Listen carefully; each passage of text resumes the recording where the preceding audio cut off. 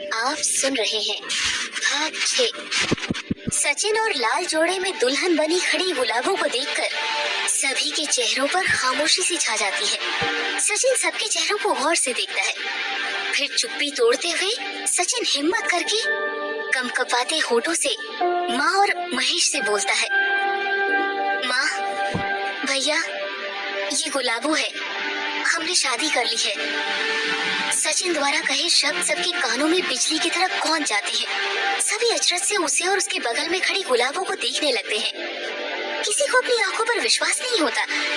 पार्वती को उसके मन में पल रहा डर आज आखिर सही होते दिखने लगता है। वो बिना कुछ बोले वहीं खटिया पर दम से बैठ जाती है। मनोहर लाल भी कुछ नहीं बोल पाते।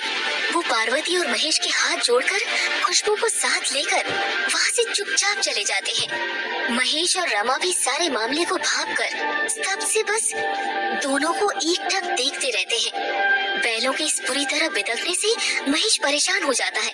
वो उनके पास जाकर उनको संभालता है, पर बैल बार बार पीछे की तरफ पांव पटकते हुए बंधी रस्सी को खींचने लगते हैं। वातावरण में आए इस बदलाव को देखकर गुलाबो आंख बंद कर तेजी से दोबारा आंखें खोल चारों तरफ नजर दौड़ाती है। अचानक तेज हवा सामान्य होकर सब कुछ शांत हो जाता है।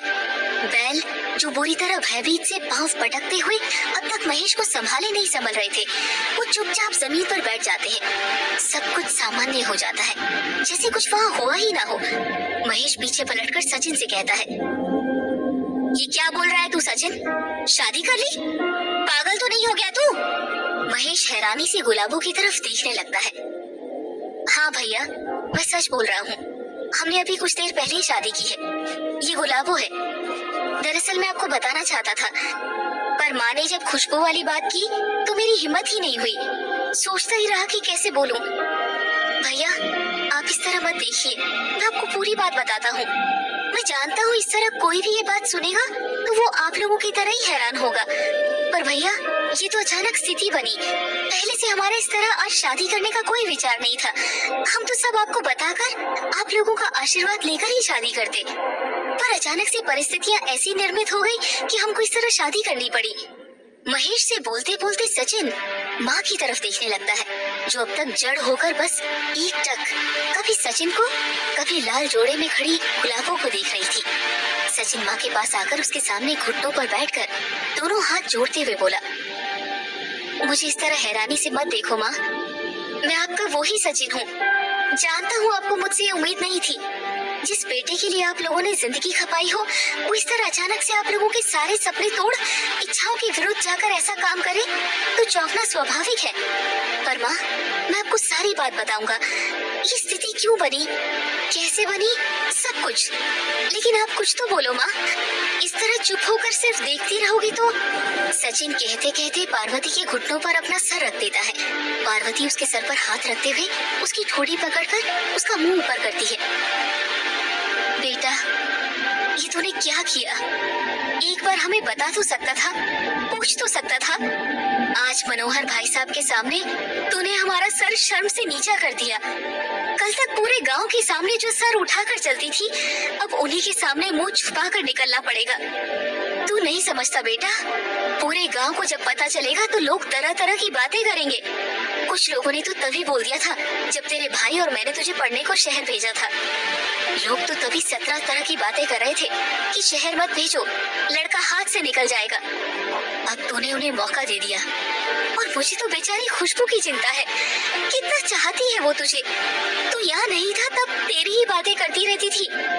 तूने ये सब करके एक बार में ही सबके सपने, सबकी खुशी का खून कर दिया बेटा। एक बार हम लोगों के बारे में नहीं सोचा तूने। कितना स्वार्थी बन गया तू शहर जाकर। बोल, ऐसा क्या हो गया था जो तूने ये अजीब कदम उठा लिया? बोल बेटा। माँ की बात को सुनकर सचिन आँख को जमकर भींचकर आंसू लाकर उनकी तरफ देखते हुए बोला, ऐसा मत बोलो माँ, परिस्थिति अचानक ऐसी बन गई थी, ये सब हो गया। मैं आपको पूरी बात बताता हूँ। लेकिन सचिन जैसे ही गुलाबो की तरफ देखकर वो कुलदेवी मंदिर की बात बोलने वाला होता है, तभी गुलाबो इशारे से उसे मना कर देती है। सचिन कुलदेवी मंदिर की बात न बताकर बाकी सारी बातें भैया, भाभी और माँ को शुरू से अंत तक सारी कहानी बयां कर देता है। सभी अचरज से गुलाबो को देखे जा रहे थे। गुलाबो एक तरफ सर नीचा किए चुपचाप खड़ी थी। पार्वती ने रमा को गुलाबो को अंदर ले जाने को कहा। रमा उसे अपने साथ अंदर ले गई। पार्वती सचिन से बोली, पता है आज क्या है? कौन सा दिन है? अमावस्या। और तू आज शादी करके आया है। कितना बड़ा अपशकुन है ये। और ये लड़की, क्या नाम बताया इसका? गुलाबो? ना तू इसके खानदान परिवार के बारे में जानता है, ना ही इसके अलावा किसी को देखा। ये शादी ब्याह का मामला है बेटा। इसमें कई बातें होती है, कई रीति रिवाज होते हैं, कई संस्कार होते हैं। ऐसे ही थोड़ी कोई रास्ते पर खड़े खड़े शादी जैसे पवित्र बंधन में बन जाता है। ये कोई बच्चों का खेल नहीं, जिंदगी भर की जिम्मेदारी होती है। 2-3 बार की मुलाकात में कोई किसी को नहीं समझ सकता। अब तो मुझे भी लगने लगा है कि उस समय गांव वाले तुझे शहर भेजने को ठीक ही मना कर रहे थे। पता नहीं इस ससुरी पढ़ाई लिखाई में ऐसी क्या बात है जो बच्चे अपनी मनमानी करने पर उतर आते हैं। तेरे भाई महेश को देख, सबकी सलाह लिए बिना कोई काम नहीं करता, और एक तू सबको बिना बताए शादी कराया। बस माँ, अब हो गया जो होना था। लकीर पीटने से क्या फायदा? इसने जो करना था वो कर ही लिया ना। अब बहू घर में आई है तो ये सोचो आगे क्या करना है। कल जब पूरे गांव में खबर फैल जाएगी तो सबको क्या जवाब देना है ये सोचो। ये भाई मेरा तो बिना सोचे जिंदगी का इतना बड़ा फैसला अकेले अंजाम दे आया है। अब जो रायता फैला है उसे समेटना तो हमें ही होगा ना। जो हुआ सो हुआ, अब आगे की सुध लो। आज किसी ने भी खाना तक नहीं खाया तेरी चिंता में, और तुम लोग भी भूखे होंगे। बहू को भी कुछ खिला दो। महेश सचिन की तरफ देखते हुए बोला। सचिन वहाँ से उठकर अंदर चला जाता है। उसके जाने के बाद माँ महेश से बोलती है, बेटा अब सबसे बड़ा काम हमारे लिए मनोहर भाई साहब को समझाना है। उन्होंने कितने सपने देखे थे इन दोनों को लेकर, और मैं तो अब उनसे नजरें भी नहीं मिला पाऊंगी। उन बेचारों ने हमारा कदम कदम पर साथ दिया। सबके खिलाफ जाकर इसे शहर पढ़ने के लिए भेजना उनकी सहायता के बिना संभव नहीं था। आज खुद बेचारे बेइज्जत होकर चले गए।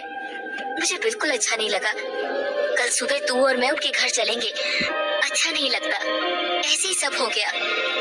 महेश माँ की ये बातें सुनकर हाँ करते हुए एक ठंडी सांस छोड़कर उठकर खड़ा हो जाता है। रमा गुलाबो को अंदर कमरे में ले जाती है। गुलाबो चारों तरफ सर घुमा घुमा कर पूरे घर को देखती है। सचिन भी अंदर आ जाता है। रमा दोनों के लिए खाने की थाली लगाकर लाती है, पर सचिन भूख नहीं है कहकर मना कर देता है। गुलाबो भी इशारे से मना कर देती है। तभी पार्वती अंदर आकर रमा से कहती है, बहू इसे उस पीछे वाले कमरे में सुला दे। अब इन लोगों ने जो कर लिया है तो हमें समझदारी दिखानी पड़ेगी। तरीके से सभी रस्मों रिवाज के साथ शादी करानी पड़ेगी। आखिर इन परंपराओं का भी तो कोई महत्व होता है। हमारे पुरखों ने जो रीति रिवाज बनाए तो कुछ सोच के ही बनाए होंगे। धर्म संस्कार भी इस तरह के ब्याह की इजाजत नहीं देता। जब तक सभी रीति रिवाजों से इनकी शादी ना हो जाए, ये पीछे वाले कमरे में ही रहेगी। गुलाबो की तरफ देखते हुए पार्वती रमा को निर्देश देकर बाहर चली जाती है। पार्वती के बाहर जाने के बाद गुलाबो रमा से सचिन से कुछ बात करने का कहती है। रमा सचिन को अंदर भेज देती है। सचिन जो कमरे के बाहर ही अब तक विचारों में मग्न खड़ा हुआ था, अंदर आकर गुलाबो से कहता है, तुम चिंता मत करो गुलाबो, धीरे धीरे सब कुछ ठीक हो जाएगा। मेरी माँ बहुत अच्छी है, उनकी जगह कोई भी होता तो ऐसा ही करता। आखिर हमने काम ही ऐसा किया है, सबको बिना बताए इतना बड़ा निर्णय ले लिया। मैंने तुमको पहले ही कहा था कि पहले घर वालों को बता देते हैं। यदि पहले सबको बता दिया होता तो सबको नाराजगी तो होती, पर सभी मान भी जाते। उनका गुस्सा भी जायज है। तुमने कुलदेवी मंदिर वाली बात बताने को मना क्यों कर दिया? वरना माँ हमारी परिस्थिति जरूर समझती। वो जब खुद के रीति रिवाज परंपराएं इतना मानती है तो क्या तुम्हारी मजबूरी नहीं समझती? उनको ज्यादा इसी बात का बुरा लगा कि हमने बिना बताए शादी कर ली। अब ये तुम्हारे हाथ में है गुलाबो कि अपनी सेवा और अच्छाइयों से सबका दिल जीत लो। देखना एक दिन सबकी धारणा बदल जाएगी। मेरे घर वाले बहुत अच्छे हैं, तुम अभी जानती नहीं। बस ये मुश्किल वक्त निकल जाने दो, धीरे धीरे सब ठीक हो जाएगा। सचिन गुलाबो को ढांढस बंधाते हुए बोला, मैंने कुलदेवी मंदिर वाली बात इसीलिए मना की क्योंकि अभी ये वक्त वो बात बताने का नहीं। किसी भी धर्म जाति में इस तरह के ब्याह को कोई नहीं मानता, पर हमारे खानदान में यही परंपरा है। मैं शुरू से सब देखती आ रही हूँ। हर परिवार के अपने अलग रीति रिवाज होते हैं और फिर माँ कभी नहीं मानती ये बात। उनको सब ढोंग पाखंड ही लगता। पर तुम खुद देखो, भले माँ नाराज हुई पर हमारी शादी को कहीं ना कहीं स्वीकार भी कर लिया। ये कुलदेवी का ही चमत्कार है। यदि मैं वैसे ही तुम्हारे साथ आ जाती बाबू, तो माँ कभी भी मुझे घर के अंदर कदम नहीं रखने देती। इसीलिए अच्छा हुआ हमने पहले ही कुलदेवी का आशीर्वाद ले लिया। बोलते बोलते गुलाबो गौर से सचिन की आंखों में देखे जा रही थी। वो उसके सीने पर सर रखकर रोने लगी। सचिन उसे हिम्मत देता रहा। तभी रमा अंदर आकर गुलाबो के पीछे वाले कमरे में चलने का बोलती है। सचिन गुलाबो को हिम्मत रखने का और सब संभालने का आश्वासन देकर उसे अभी माँ की बात रखने का बोलकर पीछे वाले कमरे में जाने का बोलता है। अगले दिन महेश और पार्वती मनोहर लाल के घर जाते हैं। खुशबू उन्हें देखकर बिना कुछ बोले अंदर चली जाती है। मनोहर लाल हाथ जोड़कर महेश और पार्वती को बिठाते हैं। वो ऐसा दिखाते हैं जैसे कुछ हुआ ही ना हो। वही पहले जैसा सम्मान, पहले जैसी बातें। पार्वती उनको समझाती है। सचिन के किए की माफी मांगते हुए पार्वती उनके आगे हाथ जोड़ती है। तभी मनोहर लाल एकदम से खड़े होकर उनसे कहते हैं, अरे भाभी, ये क्या, आप हाथ क्यों जोड़ती हैं? हो सकता है ईश्वर को यही मंजूर हो। उसकी मर्जी के आगे भला किसी की चली है। मैं आप लोगों से बिल्कुल भी नाराज नहीं हूँ। आप कुछ भी ऐसा मत सोचिए। आपको शर्मिंदा होने की कोई जरूरत नहीं है। बच्चे हैं, उन्हें भी अपनी पसंद चुनने का अधिकार है। और फिर कौन सा रिश्ता पक्का होकर आगे के रस्मो रिवाज हो गए थे? सिर्फ बात ही तो हुई थी इस बारे में। गलती हमारी ही है जो हमने पहले उसकी सलाह नहीं ली, सीधा अपना फैसला सुना दिया। मैं जानता हूँ कि सचिन बहुत अच्छा लड़का है, और फिर यदि हम जोर जबरदस्ती कर शादी भी कर देते तो क्या वो खुशबू बेटी को दिल से वो दर्जा, वो सम्मान दे पाता? और क्या खुशबू खुश रह पाती? जिस लड़की को सचिन बहू बनाकर लाया है, आखिर वो भी किसी घर की बेटी, किसी घर की इज्जत है। हमें उसको पराया महसूस नहीं होने देना है भाभी। और फिर दुनिया में लड़कों की कमी है क्या? खुशबू बेटी के लिए भगवान ने जरूर कोई और सोच के रखा होगा।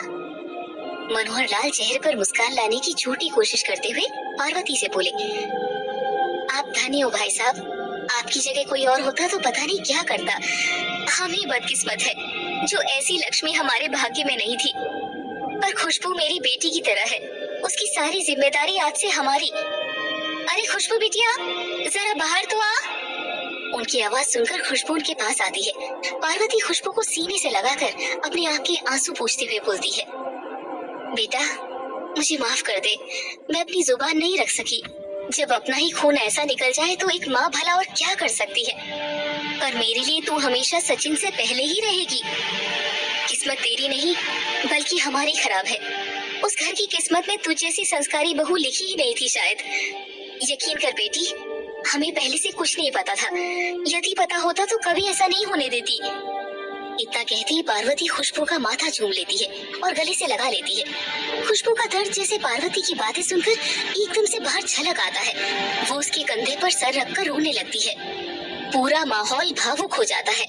मनोहर लाल खुशबू को इस तरह रोता देख अपना मुंह पीछे कर अपने आंसू पोंछने लगते हैं। उधर रमा गुलाबो को कमरे में बुलाने जाती है तो गुलाबो कमरे में गायब मिलती है। रमा बाहर आकर चारों तरफ उसे ढूंढने लगती है, पर गुलाबो वहाँ भी नहीं मिलती। वो आश्चर्य से उसे सब जगह ढूंढने लगती है, पर गुलाबो का कहीं पता नहीं चलता।